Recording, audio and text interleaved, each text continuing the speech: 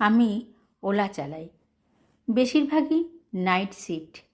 গত সপ্তাহে রাত 11টার সময় এক বৃদ্ধ ভদ্রলোককে তুলেছিলাম। সাদা পাঞ্জাবি, ধুতি, চোখে ক্লান্তি, কিন্তু গলায় অদ্ভুত দৃঢ়তা। গাড়িতে উঠে বললেন, আজ রাতে আমাকে 5টা জায়গায় নিয়ে যেতে হবে। আমি তোমাকে 5,000 টাকা দেব নগদ, কিন্তু শেষ না হওয়া পর্যন্ত কেন জানতে চেও না, বলেই একটা কাগজ এগিয়ে দিলেন। তাতে 5টা ঠিকানা লেখা। প্রথম স্টপ দক্ষিণ কলকাতার এক পুরনো বাড়ি। আমি গাড়ি থামালাম। তিনি নামলেন না, শুধু জানালার কাঁচ নামিয়ে তাকিয়ে রইলেন। 10 মিনিট। চোখ বেয়ে জল পড়ছে, কিন্তু কোনো শব্দ নেই। চলো পরেরটা। দ্বিতীয় স্টপ একটা প্রাথমিক স্কুল। গেট বন্ধ, ভেতরে অন্ধকার মাঠ। তিনি নেমে গেলেন, ধীরে ধীরে হেঁটে গেলেন দোলনার দিকে। একটায় বসে আস্তে আস্তে দোল খেতে লাগলেন। 20 মিনিট পর ফিরে এলেন। এখানে আমি পড়াতাম 43 বছর। জীবনের সেরা সময় ছিল ওটাই। তৃতীয় স্টপ একটা ছোট পুরনো কফি হাউস। ভেতরে ঢুকে 1 কাপ চা অর্ডার করলেন। কোণের টেবিলে একা বসে রইলেন। চায়ে হাতও দিলেন না, শুধু চার পাশে তাকিয়ে রইলেন। 15 মিনিট পরে ফিরে এসে মৃদু হেসে বললেন, এখানেই আমার আর মিতালির প্রথম দেখা। 1969 সাল। চতুর্থ স্টপ নিমতলা শ্মশানঘাট।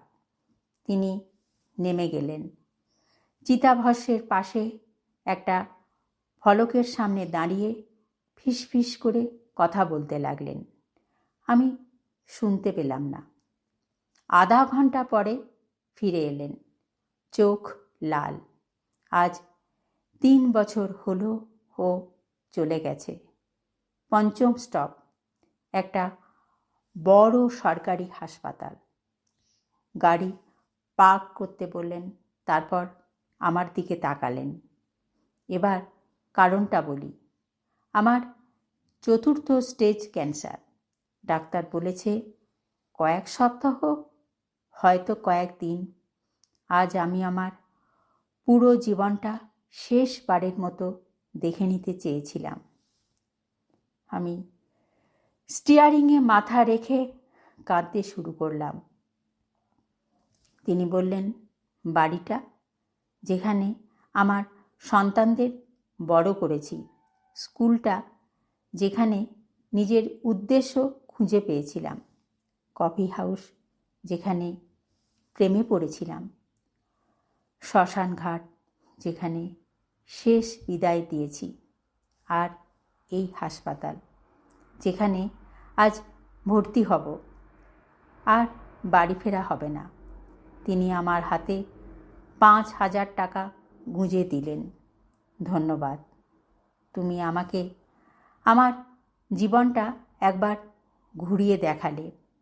আমার শেষ অচেনা মানুষ যে আমার সঙ্গে কোমল আচরণ করল। আমি নিতে চাইনি। না দাদু, এটা আমি নিতে পারবো না। তিনি বললেন, নাও। আমার কাউকে দেওয়ার নেই। ছেলেমেয়েরা কথা বলে না, বন্ধুরা কেউ নেই।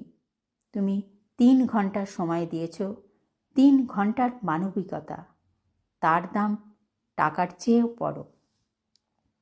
তিনি ছোট সুটকেসটা হাতে নিয়ে ভেতরে ঢুকে গেলেন। পরের দিন আবার গেলাম, খোঁজ নিলাম। শ্রী অনিরুদ্ধ মুখার্জি, কেবিন 412। ফুল নিয়ে ঢুকলাম। আমাকে দেখে মুচকি হাসলেন। তুমি এসেছো? এভাবে ফেলে যেতে পারিনি। 2 ঘন্টা কথা বললাম তাঁর মিতালি দেবী, তাঁর ছাত্রছাত্রী, তাঁর অভিমানী ছেলে মেয়েদের কথা। প্রতিদিন যেতে শুরু করলাম, চা নিয়ে যেতাম, খবরের কাগজ পড়ে শোনাতাম, কখনো শুধু চুপ করে বসে থাকতাম। একদিন বললেন, ভাবতাম একাই মরব, কিন্তু তুমি আছো। শেষ বেলায় একজন অচেনা মানুষ পরিবারের মতো হয়ে গেল, এটাই আমার আশীর্বাদ। আমি তাঁর হাত ধরলাম। আপনি একা নন।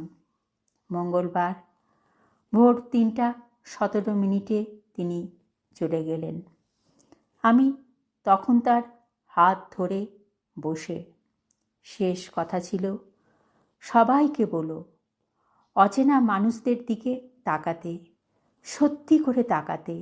আমরা সবাই কোথাও যাচ্ছি, কেউ একটু দ্রুত, কেউ ধীরে।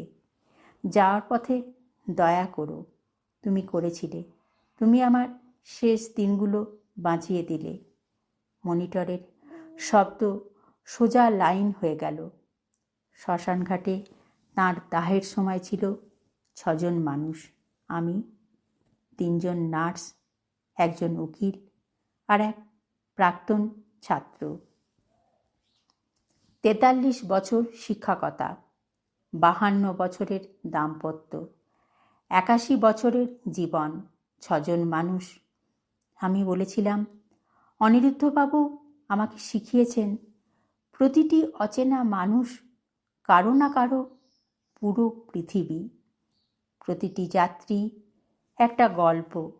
প্রতিটি মানুষ বেঁচে আছে, মরছে, অপেক্ষা করছে, কেউ যেন তাকে দেখে। তিনি আমাকে 5,000 টাকা দিয়েছিলেন জীবনের পথে গাড়ি চালানোর জন্য। কিন্তু তিনি আমাকে যে শিক্ষা দিয়ে গেলেন তার মূল্য টাকার চেয়ে অনেক বেশি। মানবিকতা অতিরিক্ত কিছু নয়, এটাই সব কিছু। আজও সেই 5,000 টাকা আমি বক্সে রেখে দিয়েছি, খরচ করিনি। কারণ প্রতিটা যাত্রী হয়তো তার শেষ সফরে বেরিয়েছে, প্রতিটি অচেনা মানুষ হয়তো শেষ বিদায় জানাচ্ছে।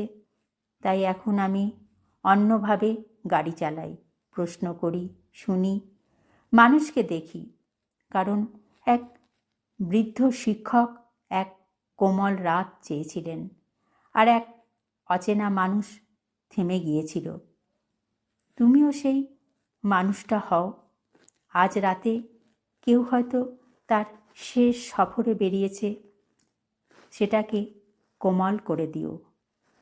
নিঃশব্দ মুহূর্ত, উচ্চারণহীন সত্য।